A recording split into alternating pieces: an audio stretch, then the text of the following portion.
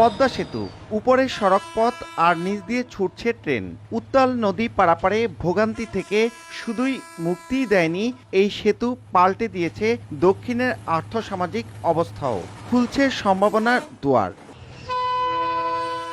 2022 সালের 25 জুন চালু হয় পদ্মা সেতু। পরদিন থেকেই শুরু যান চলাচল। এরপর 2023 সালের 10 অক্টোবর সেতু ব্যবহার করে উদ্বোধন করা হয় ঢাকা ভাঙা নতুন রেলপথ। 2024 সালের 24 ডিসেম্বর সেতু দিয়ে ভাঙা থেকে নতুন পথে নড়াইল ও যশোর হয়ে খুলনা পর্যন্ত সরাসরি ট্রেন চলাচল শুরু হয়। এর আগে 2022 সালের ডিসেম্বরে পদ্মা সেতু প্রকল্পের আওতায় নির্মাণ করা খুঁটি ব্যবহার করে জাতীয় গ্রিডে যুক্ত করা হয় পায়রা ও রামপালের বিদ্যুৎ। সেতুতে স্থাপিত পাইপলাইন ব্যবহার করে দক্ষিণের জনপদকে আরেক ধাপ এগিয়ে দিতে এখন অপেক্ষা গ্যাসের। ফেরিতে যাইতাম, অনেক ভোগান্তি ভুগতে হইতো, কিন্তু পদ্মা সেতুর কারণে আমরা সেই ভোগান্তিটা আর হচ্ছে না। আমাদের তাড়াতাড়ি যেতে পারতেছি।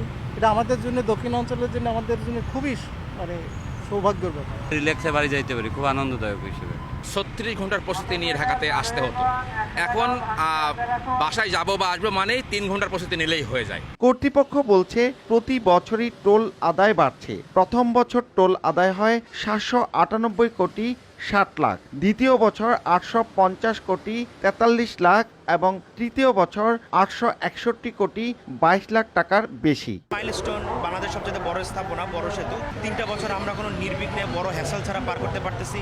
আশা করি এবারটা যদি পার করতে পারি তাহলে আমাদের জন্য আনন্দদায়ক বিষয় হবে আর কি। সরকারকে আমরা প্রতি 3 মাস পর কিস্তি আকারে বছরে এই পুরো টাকাই কিন্তু পরিশোধ করি। এরপরে 15% ভ্যাট আকারেও আমরা টাকা দিয়ে থাকি। পদ্মা সেতু চালুর 3 বছরে পারাপার হয়েছে 1,94,71,692টি যানবাহন। 3 বছরে পদ্মা সেতুর টোল আদায় প্রায় 2,500 কোটি টাকা। নাসির উদ্দিন উজ্জ্বল, সময় সংবাদ, মুন্সিগঞ্জ।